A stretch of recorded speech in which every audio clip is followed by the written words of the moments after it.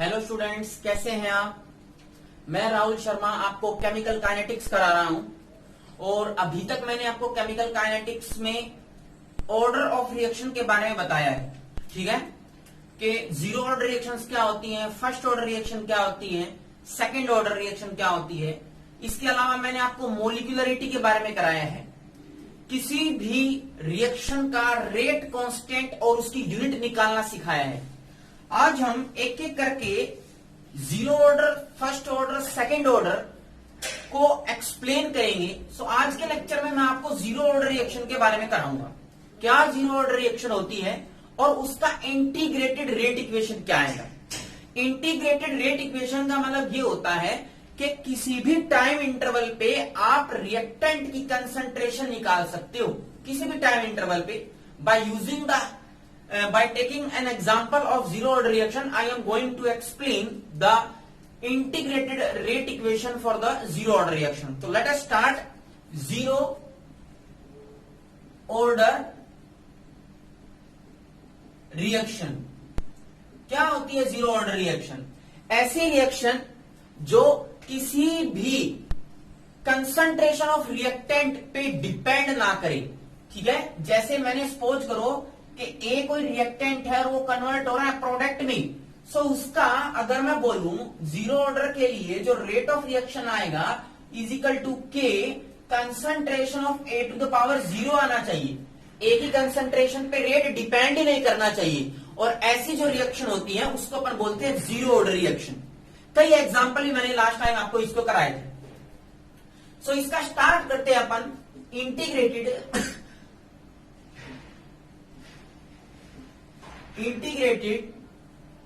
Rate equation for zero order reaction. तो suppose करो आपके पास एक रिएक्शन है कि ए है वो किसमें कन्वर्ट हो रहा है भाई, प्रोडक्ट में। ठीक है, ए कन्वर्ट हो रहा है प्रोडक्ट में। जब टाइम रिएक्शन का टाइम जीरो आएगा, जीरो टाइम का मतलब अभी रिएक्शन स्टार्ट नहीं हुई है। सो उस समय प्रोडक्ट कितना बनेगा, जीरो। प्रोडक्ट तो बनेगा ही नहीं क्योंकि रिएक्शन अभी स्टार्ट ही नहीं हुई, टाइम जीरो है। लेकिन उस समय सपोज करो रिएक्टेंट का अमाउंट मैं लेता हूं ए नॉट। ए नॉट क्या है, A not is the initial concentration of reactant at the starting time which is A naught. ठीक है, पर जो ही समय बीतेगा, जब सपोज करो आपके पास टाइम चला गया, टी हो गया, सो उसमें से कुछ पार्ट टूट करके प्रोडक्ट में बदल जाएगा। रिएक्टेंट का कुछ पार्ट टूट करके किसमें कन्वर्ट हो जाएगा, प्रोडक्ट में। और सपोज करो आपके पास रिएक्टेंट अब जो बचा है इट इज ए। स्टार्टिंग में लिया A naught. A not is the initial concentration and what is A, A is the concentration at particular time. किसी भी पर्टिकुलर टाइम पे आपके पास कंसंट्रेशन है ए। ठीक है, सो आपको पता है इस टी टाइम पे रेट ऑफ रिएक्शन क्या आएगा। देखो rate of reaction, rate is equal to आएगा minus D A upon d t, change in concentration of A upon time, that is d A upon d t. और वो किसके equal आएगा, that is equal to के। और आपको पता है कंसंट्रेशन की पावर किस पे डिपेंड करती है, जीरो, क्योंकि जीरो ऑर्डर रिएक्शन है। सो कंसंट्रेशन की पावर जीरो का मतलब पूरा कितना हो गया, ये 1। सो यहां पर क्या आ जाएगा, के। ये आपको याद रखना है। सो minus D A upon d t is equal to k. Now अब मैं इस डी ए को इधर लेके आता हूं तो देखो क्या आएगा, it is minus D A is equal to k and d t. समझ में आ रही है बात। अब इस इक्वेशन का हम दोनों साइड में, लेफ्ट हैंड साइड और राइट हैंड साइड दोनों में मैं इंटीग्रेशन कर देता हूं। ठीक है, क्या बोलेंगे, integrating left hand side and right hand side का दोनों का इंटीग्रेशन कर दो। कैसे, minus of D A and integration of K D T. So देखो माइनस डी ए का इंटीग्रेशन क्या आएगा, it comes out to be minus of A. और के डी टी का इंटीग्रेशन क्या आता है, मैथमेटिक्स में आप सीखते हो K T plus C and C is a particular constant. This is your equation number 1। समझ में आ रही है बात। Minus A is equal to के T plus C, C is the constant and this is your equation number 1। अब देखो suppose कीजिए आपके पास टाइम 0 है, टाइम 0 स्टार्टिंग कंडीशन, जब टाइम 0 होएगा सो कंसंट्रेशन आप क्या लोगे ए नॉट, और यहां पर जब टाइम 0 हो जाएगा तो K इंटू टी क्या आएगा 0 आएगा। तो जब टाइम 0 है at initial time is equal to 0, तो देखो ये इक्वेशन क्या बनेगी, टाइम 0 पे कंसंट्रेशन क्या थी ए नॉट, तो यहां पर ए की जगह क्या आ जाएगा A not minus of A naught, time की वैल्यू रख रहा हूं जस्ट मैं यहां पर और कुछ भी नहीं कर रहा, ए नॉट इज इक्वल टू के, टाइम कितना है 0, सो इंटू 0 प्लस सी, सो ये किसके इक्वल आएगा minus of A not is equal to C. This is your equation number 2। जो सी की वैल्यू आई है it is equal to minus of A not. ये कहां से आई आपको पता लगा, क्या किया मैंने, जस्ट टाइम इनिशियल टाइम लिया t इज इक्वल टू 0, जब आप t इज इक्वल टू 0 रखोगे तो देखो यहां पर आपको 0 मिलेगा, k into 0 is equal to 0, और टाइम 0 पे ए की कंसंट्रेशन क्या थी ए नॉट, वो मैंने यहां रख दी, तो c इज इक्वल टू आया माइनस ए नॉट। यहां से आप c उठाओ और इस इक्वेशन में रखो, क्या आएगा देखो, आपके पास आएगा minus of A is equal to के टी एंड c की जगह रखना है माइनस ए नॉट, ये आपके पास वैल्यू आएगी। ठीक है, अब आप इसको सोल्व करो, कैसे सोल्व करोगे, देखो मैं इधर सोल्व कर रहा हूं, कैसे, यहां से ए नॉट को इधर लेफ्ट हैंड साइड में लेके आओ, so A not minus A is equal to के टी।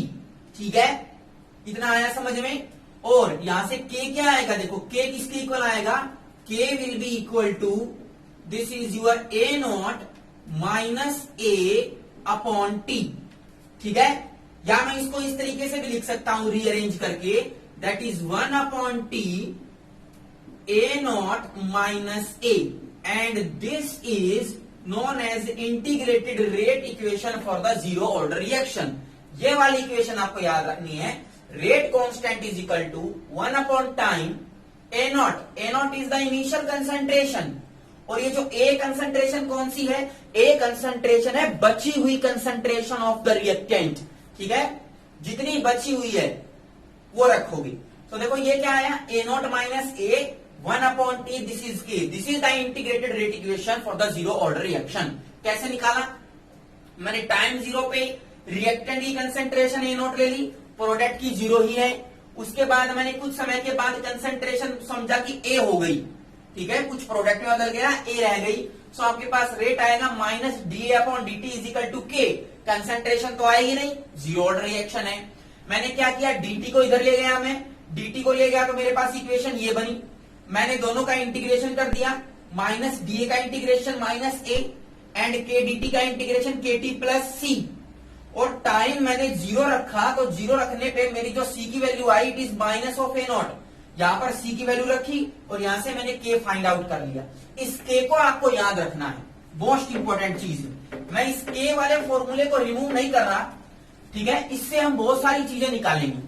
देखो क्या क्या इससे कैलकुलेट कर सकते हैं। सबसे पहले तो मैं ग्राफ बनाता हूं, एक ग्राफ देखो, यहां पर सपोज करो मैंने लिया X axis and this is your Y axis, यहां पर आपके पास concentration and this is your rate of reaction, rate of reaction. आपको पता है कि जीरो ऑर्डर जब रिएक्शन होती है तो उसका जो रेट होता है इट इज इक्वल टू के concentration to the power 0, concentration पे डिपेंड ही नहीं करता। सो चाहे से कंसंट्रेशन 0 ले लो, 1 ले लो, 2 ले लो, 3 ले लो, 4, 5 कितनी ही बढ़ा लो, रेट नहीं बढ़ने वाला, क्योंकि कंसंट्रेशन जो है वो तो इंडिपेंडेंट है, रेट जो है वो कंसंट्रेशन पे डिपेंड नहीं कर रहा। सो ग्राफ कैसा आएगा, it will be like this, straight line आएगा ऐसे। ठीक है, ये आपको इसका ग्राफ याद रखना है। ठीक है, अब देखो सपोज करो कि आपके पास स्टार्टिंग जो रिएक्टेंट था ए वो कन्वर्ट होना है पी में, प्रोडक्ट में, लेकिन इसके आपके पास 100 मॉलिक्यूल्स हैं, रिएक्टेंट के 100 मॉलिक्यूल हैं ए की। कुछ समय के बाद सपोज करो 25 सेकंड के बाद जो 100 मॉलिक्यूल थे वो 50 प्रोडक्ट में बदल गए, 50 प्रोडक्ट में कन्वर्ट हो गए, तो बताओ रिएक्टेंट में कितने बचे? 50। सो ये टाइम पीरियड 25 सेकंड, ये वो टाइम पीरियड है जिसमें आपकी रिएक्टेंट की कंसंट्रेशन कितनी हो गई? हाफ हो गई, आधी हो गई। And this time period is known as half life period. HLP T50 बोलते हैं इसको। T50% बोल सकते हो, हाफ लाइफ पीरियड बोल सकते हो। ऐसा टाइम पीरियड जिसमें रिएक्टेंट की कंसंट्रेशन पहले से आधी हो जाए, 50% हो जाए, उसको हम बोलते हैं हाफ लाइफ पीरियड, या बोलेंगे T50%। तो मैं इसकी डेफिनेशन आपको करा देता हूं। What is half life period? HLP, इसको हम लिखते हैं T50%, या मैं इसको लिख सकता हूं T हाफ, या मैं बोल सकता हूं HLP, हाफ लाइफ पीरियड। और ये होता क्या है? सारी तीनों चीजें एक ही है। और होता क्या है? The time period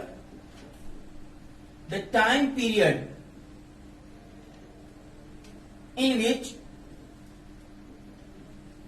the concentration of reactant becomes half of the initial concentration। Initial concentration की हाफ हो जाए उसको हम बोलते हैं क्या? T half, T50%। ठीक है, HLP, हाफ लाइफ पीरियड। अब देखो इसमें इस फॉर्मूले का इस्तेमाल करके हाफ लाइफ पीरियड निकालते हैं। K is equal to 1/T है ना।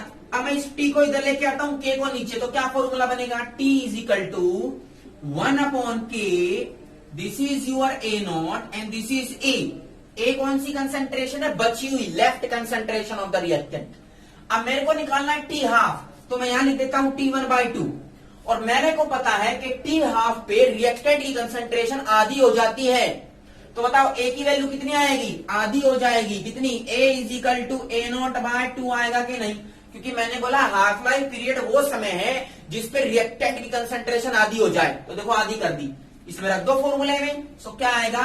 T हाफ, या मैं इसको बोलू T50% is equal to 1/K, this is A0 minus A0/2। अब A0 में से A0/2 बचा गया तो कितना आएगा? देखो 1/K and this is your A0/2। ठीक है, and this is equal to T half, या मैं बोल सकता हूं इसको T50%। सो ये आपके पास फॉर्मूला याद रखना है। इसको मैं सिंपली ऐसे लिख सकता हूं, it is A0/2K। So this is the formula for the half life period HLP T50%, T half for the zero order reaction A0/2K। इसी फॉर्मूले से निकाला है मैंने। T half is equal to A0/2K। Remember, learn करना है A0/2K। अब चलो इसका ग्राफ और देख लेते हैं। इसका ग्राफ कैसे आएगा? ठीक है, T50% का कंसंट्रेशन के साथ ग्राफ कैसे आएगा? इसी फॉर्मूले से देखो। आपको पता है कि मैं अगर एक्सिस ले लू ऐसे, this is your x axis and this is y axis, और एक्स एक्सिस में मैं लेता हूं सपोज करो concentration, and this is your t half, T50%। So देखो t half is equal to A0/2K, और ये कौन सी है? Concentration, initial concentration. अगर मैं इनिशियल कंसंट्रेशन को बढ़ाता चला जाऊंगा, A0 को बढ़ाता चला जाऊंगा, कंसंट्रेशन को बढ़ाता चला जाऊंगा इस एक्स एक्सिस में, सो आपके पास टी हाफ भी क्या होगा? बढ़ेगा। तो graph will be like this. Graph कैसे आएगा? ऐसे आएगा। ठीक है, और इस ग्राफ का स्लोप क्या आएगा? The slope of this graph will be 1/2K। So it is 1/2K। ये आपको याद रखना है कि देखो क्या हुआ, concentration, initial concentration is directly proportional to t half, या मैं बोलू t half is directly proportional to A0। जो ही आप कंसंट्रेशन को बढ़ाओगे इनिशियल को, टी हाफ भी बढ़ेगा। सो डायरेक्टली प्रोपोर्शनल साइन आया। सो इसमें ग्राफ कुछ ऐसे आएगा और स्लोप आएगा पॉजिटिव 1/2K। ये आपको याद रखना है। पर एक चीज देखो, चाहे से रिएक्शन जीरो ऑर्डर हो, चाहे से रिएक्शन आपके पास फर्स्ट ऑर्डर हो, रिएक्टेंट की कंसंट्रेशन तो टाइम के साथ डिक्रीज ही करेगी। अगर मैं यहां पर एक्स एक्सिस में टाइम बना दूं और यहां पर मैं बना दूं कंसंट्रेशन, तो आपको पता है कि समय के साथ कंसंट्रेशन चाहे से जीरो ऑर्डर हो, चाहे से फर्स्ट ऑर्डर हो, रिएक्टेंट की कंसंट्रेशन तो समय के साथ डिक्रीज ही करेगी। तो ग्राफ कैसे आएगा? it will be like this, and the slope of this graph is minus of k. ठीक है, तो 3 ग्राफ मैंने आपको कराया, एक ग्राफ जो पहले कराया वो फिर से बना देता हूं। देखो वो किस किस के बीच में था, ताकि आपको लर्न रह जाए। ये this is y axis and this is your x axis. ये था आपके पास rate of reaction and this is concentration on the x axis. Concentration को बढ़ाओ, आपको पता है कि रेट जो होता है, रेट इज इक्वल टू के concentration to the power 0 for the zero order reaction, depend ही नहीं कर रही। सो कंसंट्रेशन कितनी बढ़ा लो, रेट नहीं बढ़ेगा। सो आपके पास 3 ग्राफ हैं, ये तीनों के तीनों ग्राफ आपको याद होने चाहिए, हो जाएंगे, बिल्कुल आसान है। ये कंसंट्रेशन टी हाफ का direct 1/2 slope, and slope of this is -k, and time concentration graph, समय के साथ कंसंट्रेशन डिक्रीज करेगी, and this is the rate. अब देखो, सपोज करो आपके पास कैसे कैसे इसके साथ न्यूमेरिकल आ सकती है। एक क्वेश्चन मैं कराता हूं, कैसे?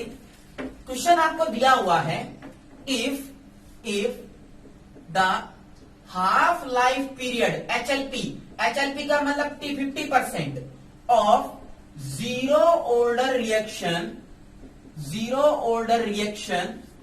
Is equal to 10 second, 10 second है। Then find out T 75%, T 75% निकालना है। कहने का मतलब वो समय निकालना है जिसमें रिएक्शन 75% चली जाए, 75% प्रोडक्ट बन जाए, वो निकालना है आपको समय। कैसे करोगे? सिंपल है, फॉर्मूला आपको पता है, K is equal to 1/T and it is equal to A0 minus of A। ये निकालोगे। अब A क्या होती है यहां पर? बची हुई कंसंट्रेशन। मैं निकाल रहा हूं T50 से T 75%। T 75% का मतलब रिएक्शन 75% चली गई, बच गई कितनी? 25%।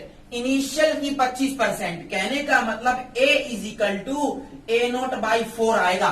25% कर दिया, 1/4, 1/4, 1/4। अब इसको यहां रखो, K इज इक्वल टू किसके इक्वल आएगा?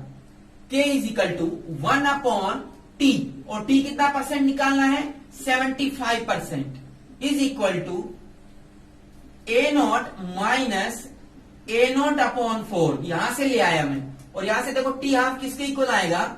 T 75% किसके इक्वल आएगा? 1/K। इसको सोल्व करोगे तो आएगा 3A0/4। सो आपके पास T 75% जो आया है वो मैं ऐसे लिख सकता हूं, देखो 3A0/4 को ऐसे लिख सकता हूं 2 × 2K, ये लिख सकता हूं कि नहीं? 4 को मैंने 2 × 2K लिख दिया। अब आपको पता है कि T 50% जीरो ऑर्डर रिएक्शन के लिए कितना होता है? A0/2K, A0/2K। तो देखो ये है A0/2K, ठीक है, ये आपके पास पता लग जाएगा। दैट इज T 50%, तो T 75% कितना आएगा? 3/2 × T 50%, ठीक है। T 50% आपको दिया है 10 सेकेंड, तो T 75 कितना आएगा?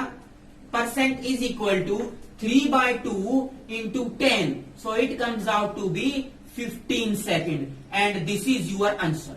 15 सेकेंड आंसर आएगा। सिंपल सा फॉर्मूला याद रखना है कि मैंने अभी निकाला कि T 75% is equal to 3/2 times of T 50%। ये आपको इक्वेशन याद रखनी है, ठीक है। सो ये जो मैंने आज आपको कराया है, it is the zero order reaction, उसका इंटीग्रेटेड रेट इक्वेशन। आपको 2-3 फॉर्मूले याद रखने हैं। एक तो ये याद रखना है, ठीक है, तीनों के तीनों ग्राफ याद होने चाहिए। T हाफ का फॉर्मूला याद होना चाहिए, कैसे निकाला वो पता होना चाहिए, और T 75% जो कि 1.5 गुना 3/2 टाइम्स ऑफ T 50% होता है, ये पता होना चाहिए। इसके ऊपर आप वेरियस न्यूमेरिकल बुक में से कर सकते हो। हाँ, ये जो रेट कांस्टेंट है K, इसकी यूनिट भी आपको याद होनी चाहिए। कैसे निकालते थे वो देखो, इसकी यूनिट और मैं करा देता हूं कैसे निकालते थे। इसका फॉर्मूला होता है, इसका फॉर्मूला क्या होता है भाई? सिंपल ही फॉर्मूला है, K की यूनिट निकालने का formula, and it is equal to 1 upon concentration to the power n minus 1 upon second. अब n क्या होता है? Order of reaction. कौन सी ऑर्डर है? Zero order. तो लिख दो क्या आएगा? 1 अपॉन जीरो रखेंगे तो क्या आएगा? Concentration to the power minus 1 into 1 upon second. इसको ऊपर ले जाओ तो क्या आएगा? Concentration into 1 upon second.